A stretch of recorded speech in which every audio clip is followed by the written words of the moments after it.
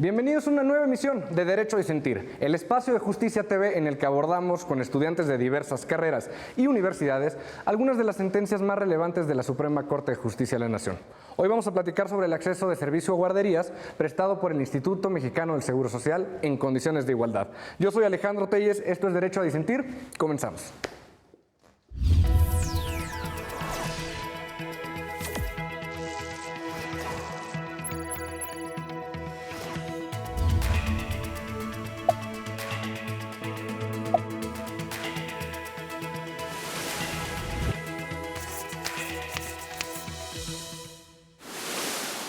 Hoy abordaremos el amparo en revisión 59-2016 resuelto por la segunda sala, asunto en el que se analizó la constitucionalidad de diversos preceptos de la Ley del Seguro Social y otros ordenamientos, a través de los cuales se establecía que el servicio de guardería prestado por el Instituto Mexicano del Seguro Social era exclusivo para las mujeres trabajadoras aseguradas y, de forma extraordinaria, para los hombres viudos, divorciados, que ejercieran la patria potestad o la custodia de sus hijos, siempre y cuando no se casaran nuevamente ni estuvieran en concubinato.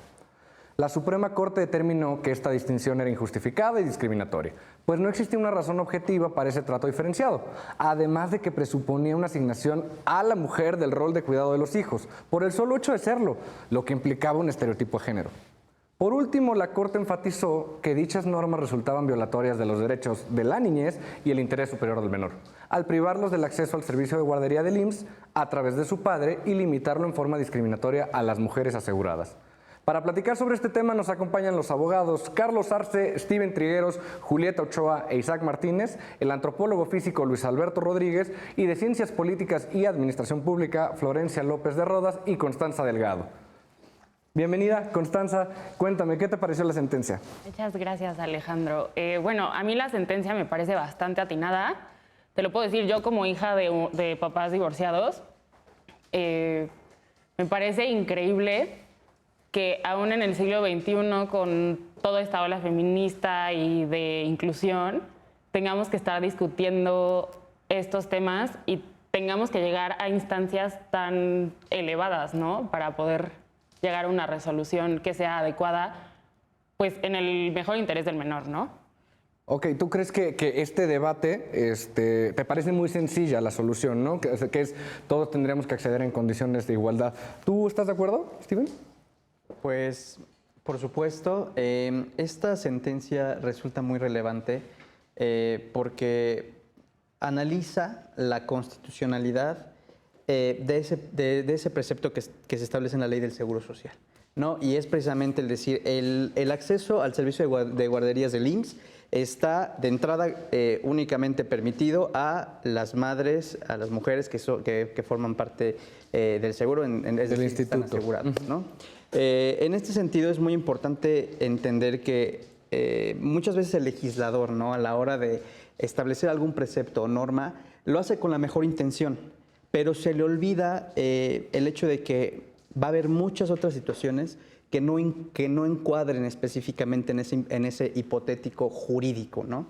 Entonces, en este sentido, es válida esa pregunta de qué hacemos cuando, si la ley establece una cosa, pero la realidad ya es otra, ¿qué es lo que hacemos, no? O sea, ¿cómo vamos a transitar del hecho de que la ley establece una cosa, que es el servicio de guarderías para las mujeres, pero en esta situación el padre intenta obtener este beneficio para su propio hijo y de entrada el seguro pues le dice que no, ¿no? O sea, le dice que no, ¿por qué? Porque la ley es muy clara y el servicio está reservado únicamente para las mujeres.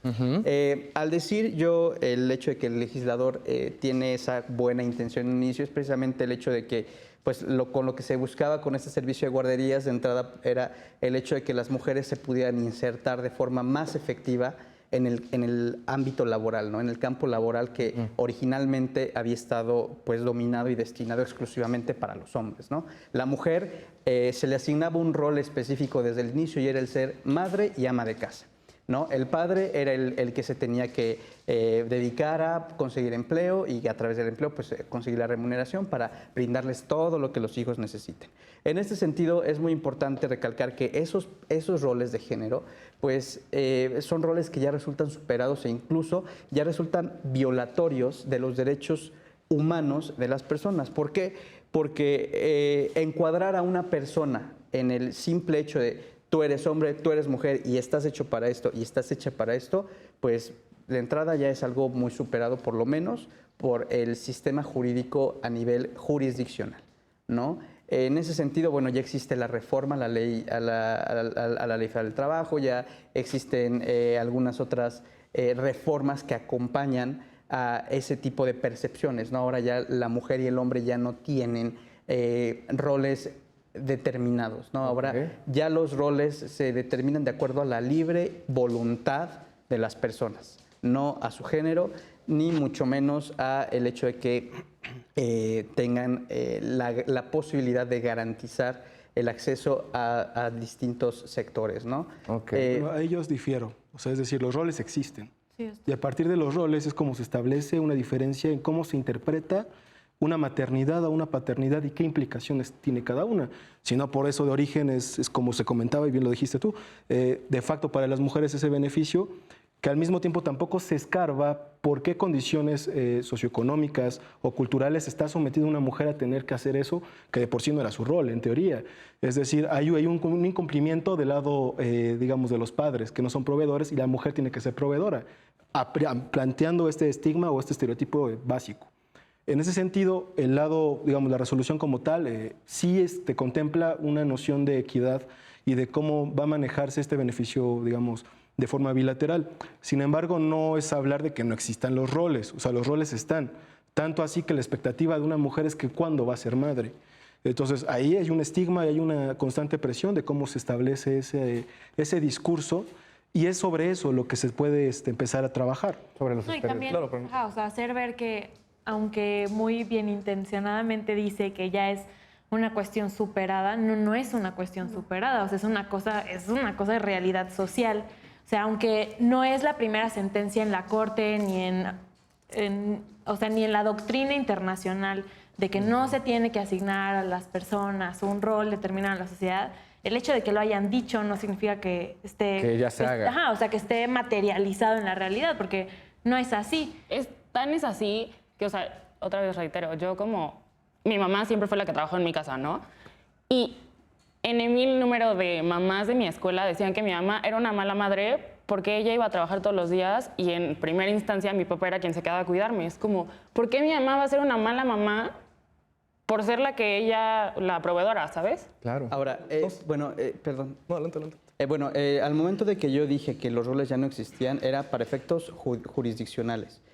No es que en la sociedad no exista eso, evidentemente sí existe. Sin embargo, por eso hice esa aclaración al inicio. O sea, a nivel jurisdiccional, esa eliminación de roles, existe cantidad enorme de criterios, de sentencias, de asuntos que ya son verdaderamente cosa juzgada, que dicen no debe de haber esa asignación de roles. El hecho es que el principio de relatividad te dice solamente atiende para las personas que se vieron involucradas precisamente en esos juicios, en esas controversias de carácter jurisdiccional. El hecho muy real es que en México, en nuestra sociedad y en muchas otras sociedades, existe esa asignación de forma social, no de forma jurisdiccional. No se está intentando negar una realidad fáctica. O sea, desafortunadamente los roles de género siguen existiendo, siguen profundamente arraigados en la sociedad mexicana, pero me parece que eso no excusa al legislador de perpetuarlos con este tipo de normas. Y creo que precisamente el trabajo jurisdiccional, porque ahí ya está totalmente erradicado, estoy totalmente de acuerdo, es actuar como legislador negativo en este caso, precisamente erradicarlos de las normas que perpetúan estos roles de género. Como decías tú hace unos momentos, o sea que aunque se podría decir que en sí el propósito de la norma es incluir a las mujeres como la vida laboral, o sea, un rol productivo en lugar de reproductivo, pues sí es una norma que acarrea. Sí. Está reproduciendo el mismo estereotipo. No, o sea, porque es una discriminación indirecta al decir como, a ver, tú como mujer el único requisito que necesitas para tener el servicio de guardería es ser mujer, y como hombre sí está condicionado a que no haya alguien que te cuide a los hijos. No, perdón, claro que es también reproducir indirecta, o sea, es una discriminación indirecta. Porque Eso es antifeminista. No, pero es que es una discriminación directa también. A ver, al hombre, norma, pero indirecta exacto. a la mujer. Totalmente. Sí, o sea, yo no voy a hablar de discriminación a los hombres, la verdad. Un poco más atrás, o sea, hay que tener en contexto que esta ley es una ley vieja, es de Exacto. principio, bueno, de la primera década, más bien, los primeros años de la década de los 70, en la exposición de motivos se lee que se le otorga este derecho a la mujer ante la creciente tasa de mujeres en el mundo laboral y en las actividades productivas, así dice la exposición de motivos, se les trata de otorgar este derecho para que no descuiden sus obligaciones maternas. Así lo dice la exposición de motivos. Sí, entonces por eso hay que entender que esta sentencia de amparo está resolviendo el caso con base en una ley vieja, artículos viejos, que después se hizo una reforma en el 95 y en 2011 fue la última. Al 2009 sigue tal cual como estaba en ese entonces cuando se interpuso el amparo. Entonces, sí, o sea, hay que ver que pues, viene de origen viciada la ley con unas ideas viejas y que sí es inaceptable que en pleno 2019 el legislador no haya todavía tomado cartas en el asunto para pues, reformarla e incluir. No, y que yo creo que desde ahí tú ves como, o sea, algún problema, ¿no? No es solo un derecho de la mujer, es un derecho de los niños. O sea, porque realmente el verlo como yo, o sea, yo veo ahí algo muy paternalista y hasta yo diría condescendiente por parte del legislador, ¿no? De decir, yo te doy las guarderías para que tú puedas ir a trabajar y no descuidar tus obligaciones maternales. Oye, no, o sea, también es una cosa de oye, el niño tiene derecho a que alguien lo ayude a tener un desarrollo íntegro para poder ser una persona. Ahora, creo que valdría la pena preguntarnos, estamos analizando la norma a través del discurso que estamos teniendo en tiempos actuales. Como bien mencionaba Carlos, la reforma viene tal vez en un momento donde el discurso en la arena pública predominante era un tema donde se aceptaba que el hombre trabajaba y la mujer poco a poco se iba incluyendo, ¿no? ¿Eso hace mejor o no a la norma? ¿O justifica la norma el hecho de que en la realidad social se le encargaba a la mujer esas labores? ¿Justifica la existencia de esa norma? No, o sea, yo, número uno, creo que no, pero número dos es, en los 70s ya había pasado, o sea, ya estábamos en el boom de la segunda ola feminista. O sea, literal, el libro, o sea, como la base de la segunda ola feminista es The Feminine Mystique de Betty Friedan, y ese libro es de los 60s. ¿Y tú crees que ya había una, o sea, Sí, ya o se sea, puede hablar de un... Claro que sí. Ya se podía hablar de un feminismo como tal. Ok. Moderno. Claro, o sea, entonces, que hagas esta norma para intentar como parchar y que las mujeres se inserten en el mercado laboral, pero aún así estás reproduciendo el mismo estereotipo de, bueno, los hombres divorciados, con la custodia, que no se haya, pero es que vean lo cañón, que no se hayan vuelto a casar. Porque si Ese se es un volvieron tema a casar, superimportante. aunque no sea el hijo de la señora, ella lo cuida. Ya hay una mujer, Ya hay una para mujer cuidarlo, para ¿no? que lo Incluso en cuide. concubinato, ¿no? Sí, no, es preocupante, o sea, y sí, estaba mal desde que se creó. O sea, aunque haya sido en los 70s, ya tenía que empezar a ver cómo, no Ya la había estas justifica, ya había concepciones, concepciones, ya había una lucha feminista justo buscando una equidad de género. Evidentemente no se justifica que o sea, ni en los 70s ni en la actualidad existiera ese precepto, pero creo que también es un tema de irresponsabilidad por parte del legislador, ¿no? O sea, lo que hizo la Corte fue precisamente esa parte de decir, bueno, que se inaplique este precepto, no se metió tampoco más allá, no dijo, es inconstitucional el precepto, o sea, que se inaplique en este caso particular y ya. Y ya después precisamente fue cuando entraron los legisladores y dijeron, pues sí, tiene mucho tiempo y ni siquiera habíamos tocado ese tema, ¿no? Entonces, es un tema también de... En el discurso político, en el discurso social, no existía ni siquiera esa visibilidad, o sea, era un tema invisible hasta que No estaba en la agenda. Exactamente, estaba fuera de la agenda, independientemente incluso de los grupos tradicionales de izquierda, o sea, y cuando la izquierda mexicana que comenzó a tener mayor revuelo y a tener postulados feministas dentro de sus propias iniciativas, dentro de su razón de ser, incluso la propia izquierda abandona este tipo de temas. ¿Por qué? Porque históricamente la izquierda ha sido la más progresista en ciertos aspectos No, y porque a nivel también social. ahí, al hablar del legislador, yo creo que sería muy importante hacer ver que hasta ahorita hay paridad de género en las cámaras. Exacto. Y yo sí creo, y esto no es un discurso antihombre ni nada por el estilo, pero yo sí creo que ahí, o sea, en eso radica mucho la importancia de que haya legisladoras. O sea, es una mujer entiende y una mujer sabe representar. Sí, o sea, sí es una forma de hacer ver cuáles son las necesidades y exigir que se cumplan esas necesidades. cuando tú tienes a legisladores que, lo repito, o sea, probablemente la intención de decir que se puede incluir al mercado laboral era totalmente válida, pero el hecho de agregarlo de para que no se desobliguen en su casa, pues eso es machista, obviamente, a todas luces es machista. Claro. Entonces, como que esta falta de representación ha sido, como comentabas, o sea, una de las razones por las que ahorita estamos subsanando errores legislativos de hace décadas, porque no había paridad en las cámaras, o sea, no había quien representara y realmente exigiera cosas de una agenda feminista, una agenda para mujeres y para la igualdad material entre hombres y mujeres. Exacto, y de hecho resulta muy evidente porque no solamente es el hecho de que tú mencionas, ¿no, Julieta? El hecho de que hay paridad en las cámaras.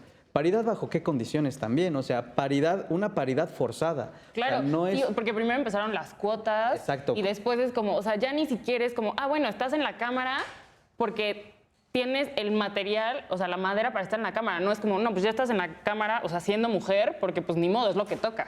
Florencia, ¿tú qué opinas de estas medidas que se entienden como medidas positivas y temporales? ¿Tú qué opinas? Son importantes porque aunque si lo ponemos así suena como esa fuerza, es obligado, pero así se empieza. Claro, porque por así supuesto, porque la sociedad todavía no acepta no, el hecho de no que, lo acepta. o por lo menos hay sectores de la sociedad que no aceptan Que el no hecho lo de que las aceptan, mujeres claro. puedan ejercer los derechos de la misma manera que los hombres Aparte, lo han hecho. ve qué O sea, que fuerte. tengan poder, que o sea, es precisamente esa medida. Y pasa con las minorías, las mujeres, los grupos raciales, las personas con problemas de discapacidad también es algo, son temas muy importantes. O sea, las mujeres son ese grupo sistemáticamente vulnerado y que es precisamente ridículo, ¿no? requiere O sea, de estas medidas impuestas para que puedan entrar. O sea, ni siquiera hemos avanzado tanto. Pero sí, o sea, pero a lo que voy es, o sea, era tan fuerte esta resistencia a las cuotas que al principio postulaban a una mujer y en cuanto entraba al cargo, entraba el suplente. Entonces era un hombre. Entra una mujer, pero era un hombre. Entonces, tan fuerte era la resistencia que se tuvo que especificar, tiene que quedarse en el cargo, si no la tiene que sustituir una mujer, porque tiene que quedar una mujer al frente. Y estas medidas son hechas para que en un futuro ya no sea necesario tener una cuota y se haga naturalmente, para que sea normalizado, para que sea algo normal y aceptado y no haya una resistencia a que haya una mujer en las cámaras. Claro. Pero es algo que si no se inicia así... Pero entonces, este problema de pensamiento que estamos viendo, de resistencia a que las mujeres ocupen cargos públicos, también es un problema que influenció al legislador a hacer este tipo de normas, ¿no? Claro, es parte de la obligación que tiene el Estado de garantizar los derechos, es decir, hay garantías primarias y garantías secundarias. ¿Qué es lo que está haciendo el legislador con estas normas? Es precisamente encargarse de las garantías primarias, es decir, realizar las prestaciones para que puedan ejercer estos derechos. Pero yo pondría en la mesa, además de eso, digamos, estamos pensando en una estructura familiar tradicional. Es decir, yo soy un hombre y me caso con otro hombre, ninguno de los dos va a tener posibilidades de que nuestros hijos estén en una guardería. La configuración de la familia tradicional, al mismo tiempo, lo vemos todavía más fuerte. Vamos a ver quiénes son los cuidadores o cuidadoras en la guardería. Pues la mayoría son mujeres, porque se sigue traspolando la noción de que la mujer es cuidadora. Y entonces al final no tienes a tu mamá porque se va a trabajar y tienes a una mamá sustituta en la guardería. Me quedo con este tema para que regresemos después del corte. La adaptación de la realidad social y la norma, cómo van jugando. Esto es derecho a disentir. Regresamos. Estamos de vuelta en Derecho a Disentir por Justicia TV. Nos quedamos platicando un poco de cómo ha cambiado la realidad y el entendimiento de la familia. Mi estimado, ¿qué nos platicabas? Sí, digo, estamos pensando, toda esta lógica va recurrentemente a través de una familia heterosexual, heteronormada o heteronormativa, que va a establecerse en estos roles y bajo este estigma de que una persona espera que una mujer sea cuidadora. Pero ¿qué pasa si en la familia no hay mujeres? Es decir, una pareja homosexual entre dos hombres que tienen a su vez hijos, pues entonces la crianza va a modificarse y los beneficios del Estado hacia esa pareja van a estar completamente sesgados, por decir algo. Además, nada más para retomar un poquito lo del bloque anterior, pensamos la guardería como una sustitución materna y surge no solo por la producción de las mujeres, sino por el abandono paterno que también obliga a las mujeres a trabajar. Y eso casi nunca se ve. Siempre se habla de la mujer luchona, pero no se habla del hombre que abandona. Esa invisibilización de la falta de paternidad y de cómo la propia sociedad siempre legitima que el hombre haga lo que quiera, permite precisamente este tipo de sesgos. Y afortunadamente estamos en vísperas de una modificación de eso. Y además, hondaría en esta parte de que ya tendríamos que estarnos planteando formatos de familia diferentes. Ok. Me gustaría platicarles que hay un voto particular del ministro Franco que resulta bastante interesante, en el cual, si bien comparte los argumentos de la mayoría, dice que tenemos que ser cuidadosos con cuáles son los números de las políticas públicas en el país, analiza cuáles son los números que tienen las guarderías del Instituto Mexicano del Seguro Social y llega al punto de decir, ok, hay que tener cuidado porque en una proyección de lo que podría pasar si abrimos las guarderías para los hombres trabajadores, podríamos desproteger también a las mujeres y podríamos desproteger el beneficio inicial que se quiso obtener. ¿Tú qué opinas de eso, Isaac? Me parece que es un punto bastante válido el argumento económico, pero, híjole, restringir el ejercicio de un derecho humano por una cuestión económica me parece que debe considerarse dos veces y, órale, a lo mejor hay una finalidad constitucional, no sé si válida, me parece que no, pero podemos aplicar el test de igualdad, se corre el test de igualdad y llegamos, a mí me parece que se llegaría a la determinación de que en realidad no es una medida que pasaría el test de igualdad. ¿Tú qué opinas? A mí este tema justo me recuerda mucho a Goldberg v. Kelly, porque justamente pues, es una sentencia de las landmark en la Supreme Court de Estados Unidos y ocurrió justamente esto, ¿no? O sea, el punto eras un grupo de personas que estaba argumentando que no les respetaban el debido proceso al momento de retirarles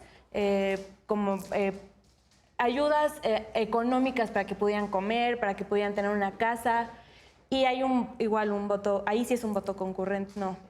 Sí, es un voto particular ahí. Okay. Donde realmente lo que dice otro juez es que si tú te pones a hacer procedimientos como excesivos al momento, más bien al revés, o sea, si tú quieres facilitar las cosas demasiado, podrías caer en desproteger a las personas que realmente necesitaban ese derecho al querer darle un derecho sin preguntarle a muchos, o sea, sin poner muchos requisitos a todas las personas.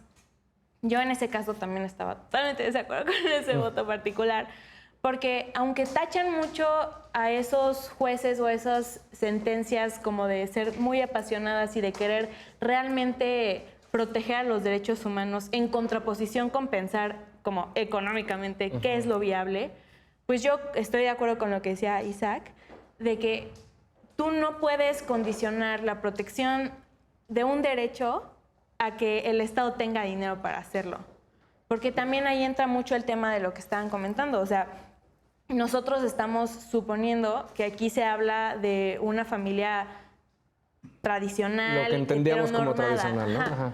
Y realmente, o sea, aunque sí creo que los números respaldan este voto concurrente del ministro Franco, o sea, porque sí son más de 14 millones, creo que, de mujeres que se dedican solamente al hogar, y es un porcentaje mucho menor el de familias compartidas de responsabilidades, y los hombres que solo se dedican al hogar, pues es como, creo que 400,000 aproximadamente. O sea, sí sigue muy determinado en números cuáles son los roles de las personas que integran una familia tradicional. Pero si nosotros nos ponemos a pensar, como decían, a ver, esta no es la única familia a la que va a proteger el hecho de que los hombres tengan acceso a las guarderías por el hecho de tener hijos. O sea, también estás hablando de familias, pues, homoparentales o familias donde solamente hay o un padre o una madre, y que tú, más allá de pensar en si el derecho lo tiene el padre o la madre, el derecho lo tiene el hijo. O sea, claro. Y al quererte tú desprender como de eso y decir como, no, tenemos que hacer un análisis económico a ver si es o no viable, pues no. O sea, sí, y lo decíamos con las cuotas de género. O sea, hay muchas medidas que tachan de forzadas, pero que son necesarias. O sea, es necesario hacerlo y en la marcha lo tienes que ir adecuando. Pero no puedes decir, no lo voy a hacer porque no es viable, o no lo voy a hacer porque se ve forzado. No. O sea, se tiene que hacer, punto. Es que, me parece que ese análisis lo hacemos posteriormente. O sea, los derechos cuestan. Garantizar los derechos cuesta. Eso no está en discusión. Pero primero lo otorgas.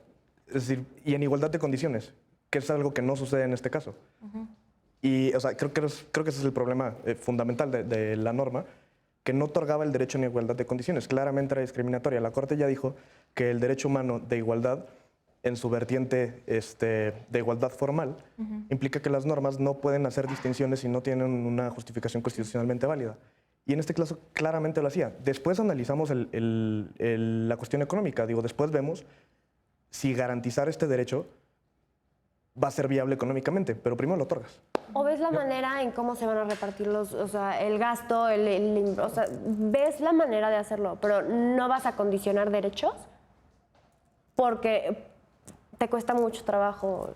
Y precisamente, o sea, resolver lo económico, está cañón. Sí, justo, creo que es aquí donde entra el análisis económico del derecho y que muchas veces resulta controversial, que se pone en tela de juicio el otorgar un derecho con base en el costo que se va a adquirir, el costo económico. Y yo siento que si nos ponemos a analizar de esta manera, no se va a otorgar, o sea, estaremos poniendo en tela de juicio el otorgamiento de muchos derechos. Y todos, como bien decía mi compañero Isaac, y yo estoy de acuerdo con eso, garantizar todos los derechos. Para poder garantizar todos los derechos hay que reconocerlos, pero también se necesitan de recursos económicos. Hay algunos textos, por ejemplo, se me viene a la mente de Cass Sunstein, de Cost of Rights, donde se hace mención de este problema. Pero entonces yo también coincido, primero hay que otorgarse el derecho y una vez de que está otorgado y garantizado, o sea, también que está garantizado el derecho, ya podremos hacer otro tipo de evaluaciones. Y quisiera hacer un punto sobre la sentencia de amparo. Cuando la segunda sala resuelve, insta a la delegación de Naucalpan, que era para el caso concreto de Naucalpan, a que se le pueda otorgar al quejoso el derecho de guardería, pero respetando la preferencia que ya había hecho de otros derechohabientes. Es decir, no era para tal plazo ya va tu hijo a ir a la guardería. No, sino que hay una lista de espera. Exacto, o sea, también tomando la condición de las otras personas. Ahora, Luis, ¿qué te parece este tema? Que incluso lo retomas en esta parte, es ¿qué pasa una sentencia que en búsqueda de un reconocimiento de un derecho humano, en este caso en condiciones de igualdad, pero al analizar los números te puedes dar cuenta que abrir esta pequeña llave pudieras generar que, partamos del supuesto, ¿no? Sin los números ahorita concretos, que el sistema de guardería se podría caer por completo. E incluso podrías desproteger el derecho de los que ya tenían acceso a este derecho. ¿Tú qué opinas? Eso me parece que refleja cómo la estructura institucional del Estado está debilitada por 30 años o 5 sexenios de políticas no liberales, en el que siempre que se ve una necesidad se parcha con una iniciativa privada. Entonces siempre has estado debilitando a tus instituciones y cuando las necesitas no te alcanza, porque ya llevas un proyecto de nación de 30 años que no te está funcionando. Entonces tienes que hacer modificaciones en cuál es la lógica de distribución de recursos, aquí las compañeras administradoras sabrán más del tema, y cuáles son las jerarquías en dónde se está viendo el dinero, es decir, cuánto se está destinando a infraestructura y cuánto se está destinando a la garantización, la garantía de los derechos humanos.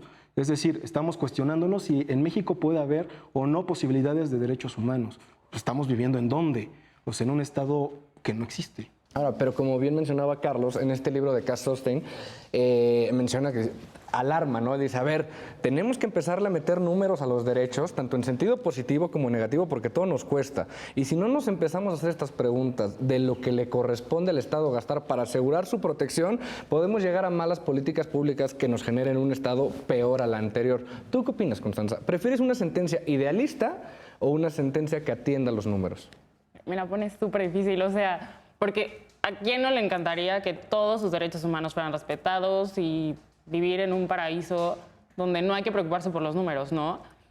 Pero yo creo que aquí sí es crucial que no dejen desprotegidas a las personas que ya cuentan con ese derecho. O sea, porque no se me hace justo como otorgar para después quitar. La intención no es suficiente, ¿no? Exacto. Stephen, ¿tú qué opinas? Bueno, aquí evidentemente ese argumento es muy válido, ¿no?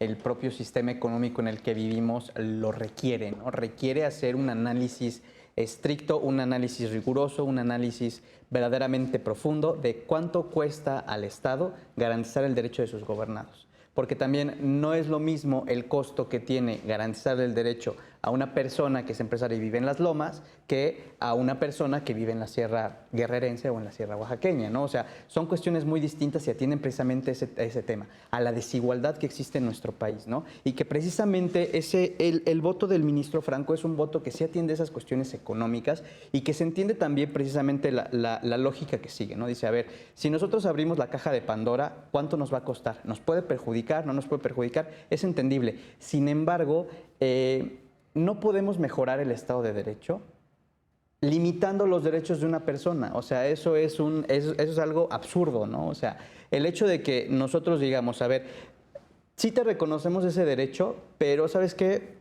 Aguántame tantito para que te lo respete porque hay una fila muy larga y tengo otros derechos de otras personas que antes estoy garantizando. O sea, el problema, ese es problema del Estado como tal. O sea, el Estado sí tiene la obligación de garantizar esos derechos. Y no se trata de establecer un sistema paternalista, no se trata de establecer un sistema socialista o comunista, no, o sea, va más allá en el sentido de que el Estado tiene que, y el Estado a través de las personas que están al frente de él, en este caso de los funcionarios públicos, de las personas que se encargan de realizar la política económica, la política social, la política fiscal, que también es muy importante, de nuestro país. O sea, es una responsabilidad compartida que no puede ser solamente concerniente al abogado, al juez, a la parte que está en este caso demandando que se le reconozca ese derecho. Es una responsabilidad que tenemos que adoptar todos, que se tienen que adoptar todos, pero sobre todo exigirle a la parte del aparato burocrático de nuestro país, que paradójicamente es un aparato burocrático que en ocasiones resulta ser excesivamente grande en cuestión de personas y de recursos, pero totalmente diminuto a la hora de entregar resultados, ¿no? El hecho de que, y algo que comentaba Julieta es muy importante, el hecho de que entendamos y que el ministro también en esta tesitura pueda, porque estuvo de acuerdo, pero aparte metió el análisis económico, ¿no? Pero es precisamente el hecho de el interés superior del menor, ¿no? O sea, no le estamos reconociendo el derecho al papá como tal, o sea, estamos garantizando que el menor acceda a ese derecho a través de su padre. O sea, sí. el que el papá sea hombre es algo accesorio. O sea, es el hecho de que el menor como tal está limitado en esa posibilidad. ¿Por qué? Por la condición de su papá. Porque la ley discrimina a su papá y evidentemente también discrimina a su mamá, pero en este caso en particular, en la ley se discrimina al papá y por esa imposibilidad que tiene el padre de poder accionar ese derecho que tiene su hijo a la guardería, el niño no está recibiendo lo que todos los demás niños tienen derecho. No. Entonces, sí, como decías, perdón. No. O sea, justamente estamos hablando aquí de una división de poderes. Exacto. Empezando por ahí. O sea, la Corte hizo lo que tenía que hacer. La Corte resolvió, analizó una norma y dijo, esta norma es a todas luces discriminatoria. ¿Por qué lo es? O sea, lo siguiente ya el análisis de cómo se tiene que financiar las guarderías para que eso sí está pendiente, como qué tanto pueden garantizar o hasta qué tanto número de personas lo pueden garantizar. Eso es de otro... O sea, eso ya no le concierne. Sí, eso ya no le concierne a la Corte. Exacto. O sea, no es el trabajo de la Corte realizar ese análisis. Claro, o sea, no estoy diciendo que no se deban de tomar en cuenta los efectos de una sentencia. Claro que se tienen que tomar en cuenta. Pero en estricto sentido y un argumento realista y concreto, ¿cuál es el trabajo de la Corte? El trabajo de la Corte no es realizar un análisis económico de política pública. El trabajo de la Corte es leer el primero constitucional, leer el cuarto constitucional y decir, ¿sabes qué? Discriminación y derecho a igualdad del hombre y la mujer. Exactamente, es precisamente eso, ¿no? O sea, la labor de los ministros de la Corte es lo que hicieron en la sentencia. No hay más. El que el ministro Franco advierta eso, es decir, es más bien darle un jalón de orejas a la rama administrativa y a la rama legislativa para que se pongan a trabajar en ese tipo de cosas que son invisibles para ellos porque a ellos no les afectan. Ellos dicen, bueno, ya se decidió, este es el presupuesto de egresos de la Federación y hay 5 pesos para la guardería.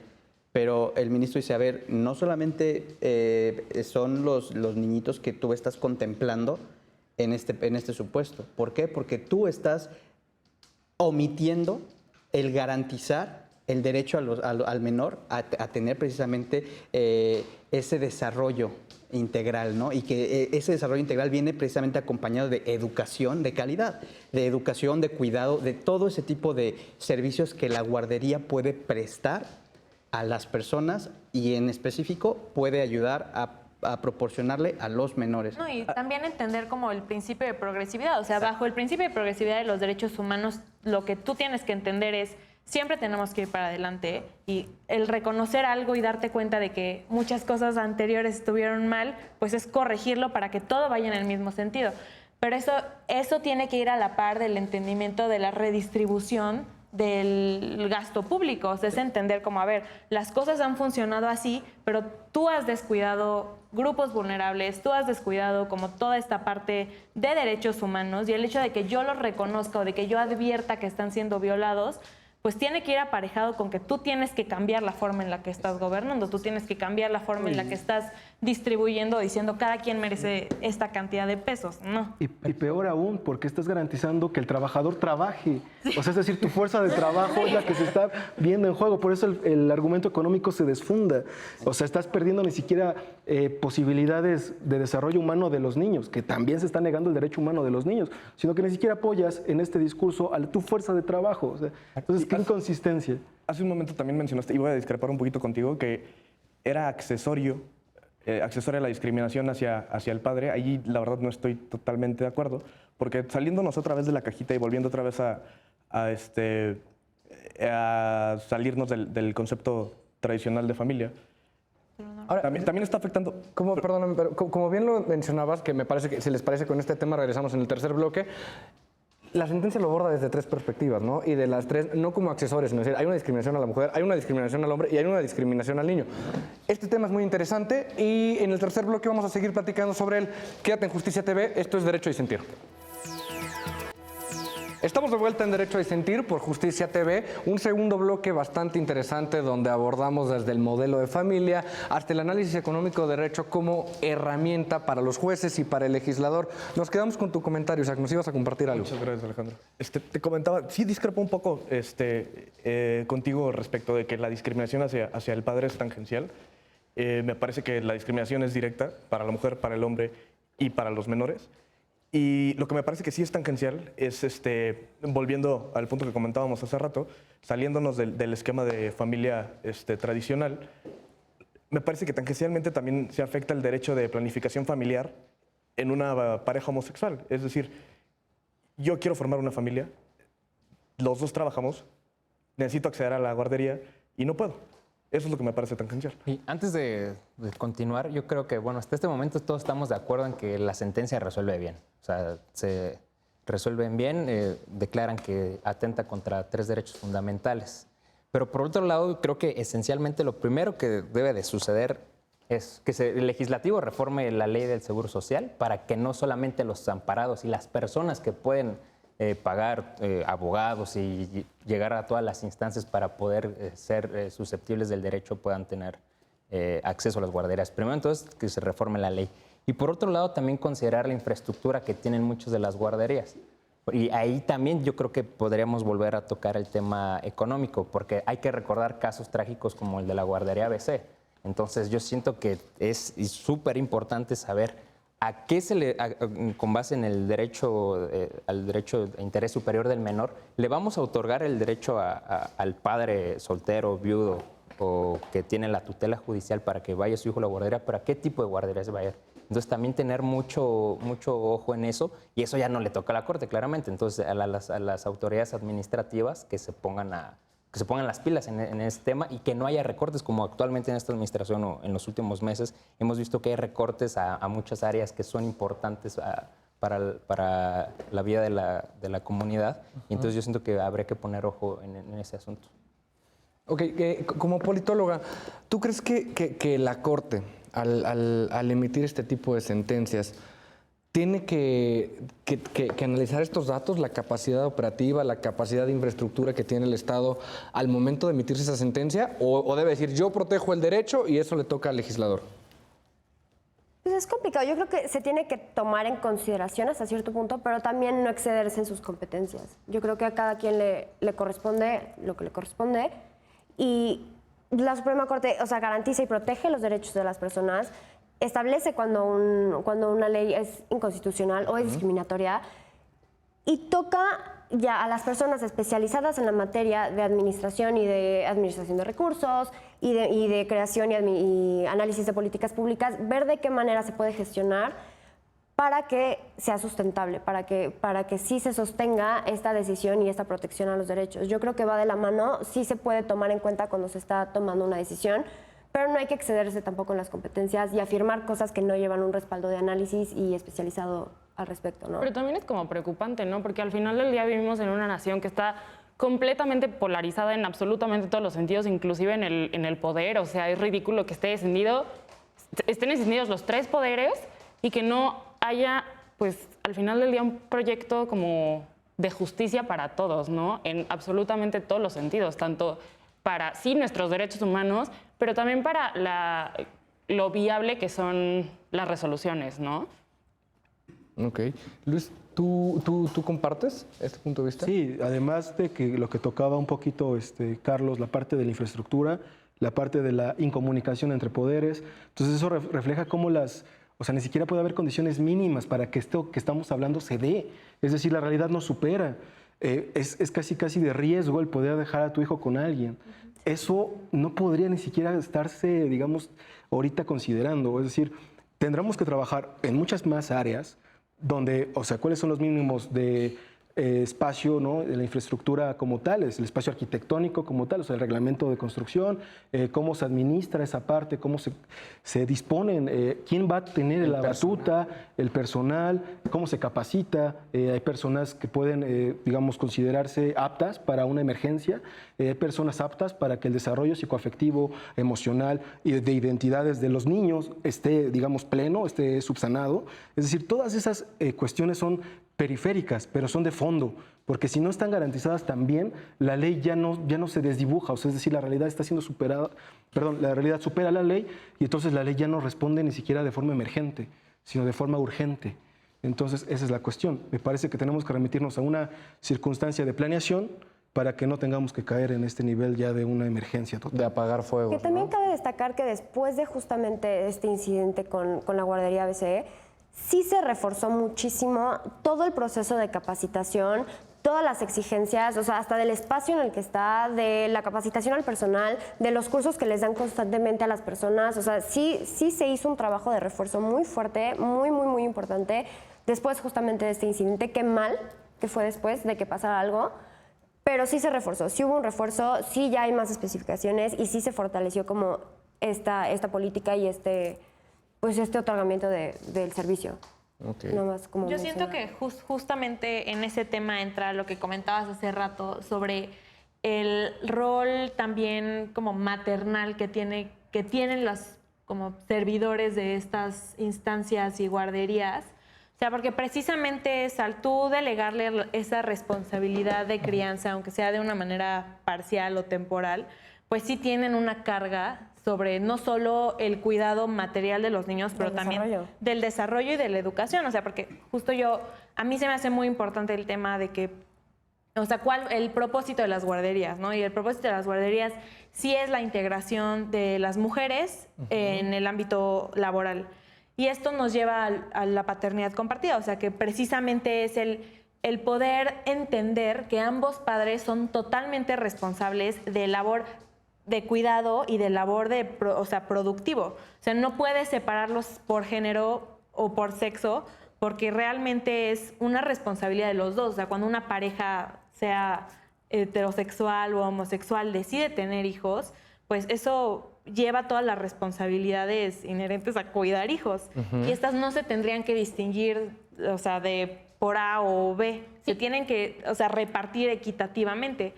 Y justamente ahí es donde creo que entra muchísimo el tema de la responsabilidad que tienen los de las guarderías del IMSS y todo, porque también en ellos recaería esta obligación de educación, o sea, esta obligación de querer transmitir a los jóvenes que ya no podemos seguir como con estas concepciones machistas o heteronormadas de cómo vamos a crecer en la sociedad. O sea, en ellos también tendría que caer este desprendimiento de género y de tu desarrollo de personalidad en la sociedad. Aparte está comprobado que los primeros años de los niños son los que van a marcar cómo va a ser toda su vida. Entonces el hecho de que no solamente, o sea, sí se tiene que ver a los niños, porque muchas veces con estas políticas estamos viendo el derecho de la madre, el derecho del padre, pero no estás viendo, a ver, tienes a estos niños aquí, ¿en qué condiciones? Estos niños necesitan recibir una estimulación temprana. Estos niños sería bueno que tuvieran como una enseñanza desde perspectiva de género. Van a pasar sus años, o sea, los años más formativos de su persona, que son los primeros años, o sea, hasta los 4 años creo, los van a pasar ahí. Entonces, sí es importante que se inculque desde entonces una estimulación temprana, un desarrollo psicomotor, motricidad fina gruesa, o sea, que sí, que haya perspectiva de género, o sea, que se vayan implementando desde ese punto, o sea, darle una importancia a la educación, que creo que es algo que nos falta cañón en México. Darle una importancia desde entonces, desde las guarderías y desde los primeros años de vida, a qué les están enseñando a los niños, cómo los están desarrollando y qué les estás dejando. Entonces creo que es esencial desde un punto de educación también, que no lo habíamos tocado, ver qué se está haciendo en estos casos y ayudar a los niños a desarrollarse de la mejor manera posible. Yo estoy súper de acuerdo, pero creo que no podemos perder de vista que al final del día la figura materna sí es de esta figura como nodriza, ¿no? Pero sí me parece súper importante y me parece muy trascendental que incluso las grandes empresas están como, sí, ok, en países desarrollados tienen como un año de maternity leave y después, o sea, justo cuando termine ese año, empieza el año de paternity leave, que también es súper grueso, es súper importante, para que también nos deslindemos de como idea de que los papás son fríos, no tienen nada que ver con la educación del niño. Que porque al también final del son día temas en los que ha ido avanzando la Corte también, ¿no? El reconocimiento de licencias por paternidad, ¿no? Sí, que también es importante. Es mucho menos que el de la mujer, pero es importante que se le reconozca también que el padre también tiene derecho y obligación. Más que nada, más que derecho. Tiene la obligación de estar ahí cuando nace su hijo. O sea, de ser parte de tomar la batuta y la responsabilidad también en el cuidado y la crianza.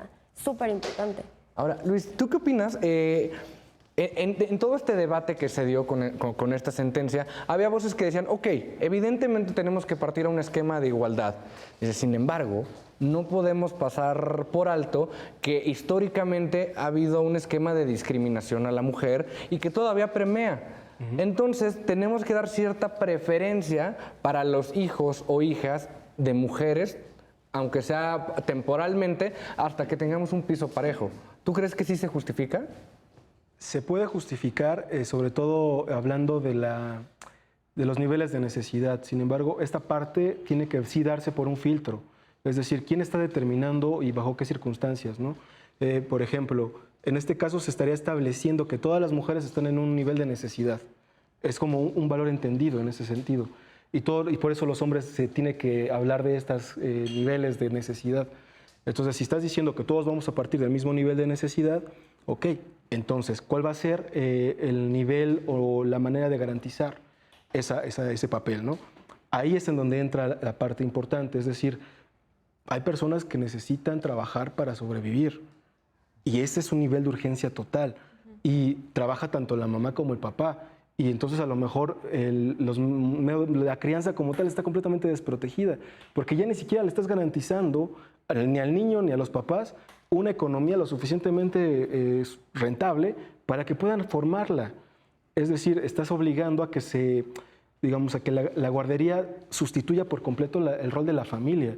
Es decir, tu sociedad ya no se está fundando en la familia nuclear, sino en una masa productiva con guarderías en masa igual. Es decir, pues ya entonces la familia como que ya no existe en sí misma, sino que son como pequeños ratitos en los que puede existir. ¿Hacia dónde le estás perfilando este tipo de orientación? Es decir, que es una crítica muy común, ¿no? El neoliberalismo, cómo nos está acercando tal vez muchas veces de nuestros grupos locales por querer alcanzar otros objetivos. ¿Tú qué opinas, Isaac, de lo que nos comparte Luis? Sí, mira, creo que es un punto bastante válido y me parece mucho más razonable lo que comentas respecto de establecer una temporalidad para que se dé preferencia a los hijos de mujeres. No obstante, sigo con mis dudas de que esta medida pasaría un test de igualdad y me suena mucho más razonable, un poco más apegado a lo de Luis. No otorgarle el derecho de acceso a las guarderías a las mujeres por un plazo. Me parece mucho más razonable hacer un análisis mucho más profundo de la situación socioeconómica de cada persona que atienda a las guarderías para determinar a qué persona se lo das, es decir, a la persona más necesitada. Aparte es importante mencionar que esta ley lleva desde, cuando nos mencionaste, años 70, sí. El test de temporalidad de beneficiar exclusivamente a las mujeres ya pasó.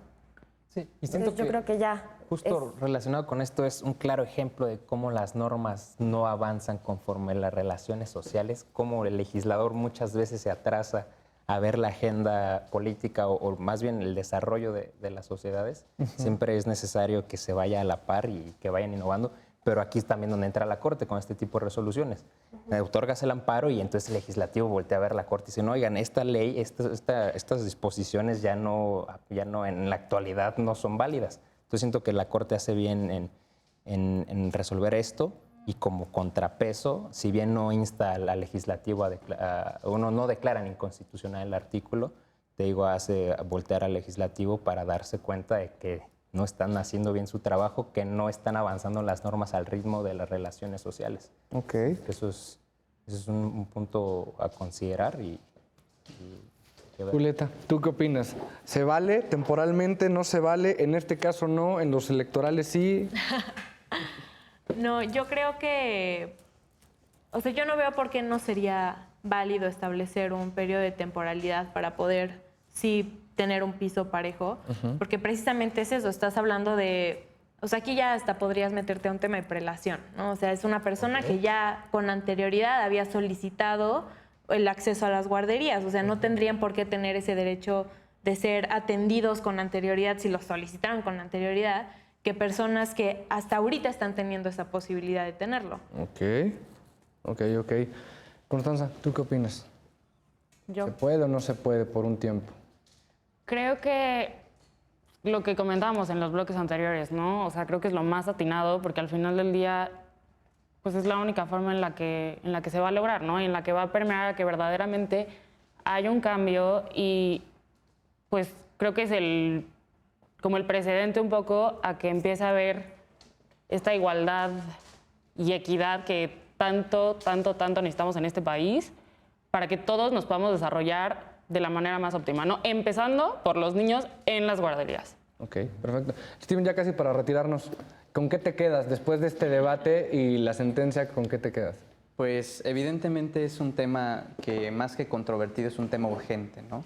Porque bien lo comentaba Luis Alberto, es un tema muy simple. La realidad nos está rebasando. La realidad ya rebasó al sistema de guarderías. La realidad tuvo que llegar a la Corte y la Corte jalarle las orejas al legislativo y decirle, oye, ¿qué onda con este tipo de preceptos? ¿Por qué a la fecha siguen vigentes? ¿Por qué no haces tu trabajo de forma más diplomática? Pero es un llamado de atención el hecho de que una persona tenga que acudir a la Suprema Corte de Justicia de la Nación para que este tipo de cuestiones dejen de ser su realidad en ese momento, ¿no? Pero el que hayan dejado de ser su realidad en el momento no significa que no sean la realidad de todos los demás, ¿no? Entonces es muy importante que nosotros entendamos que hay que ponernos las pilas. ¿En qué sentido? En sí comenzar a dejar el piso parejo para que en el ejercicio de sus derechos todas las personas puedan tener esa garantía, pero en este sentido que todos los menores tengan la posibilidad de obtener un desarrollo óptimo, independientemente del estado o del estatus o de la situación que atraviesen su padre, su madre, cualquier persona que esté a su cargo. Perfecto. Pues muchísimas gracias por acompañarnos. Sin duda fue un programa muy interesante. Esto es Derecho de Sentir por Justicia TV. Nos vemos en la próxima emisión.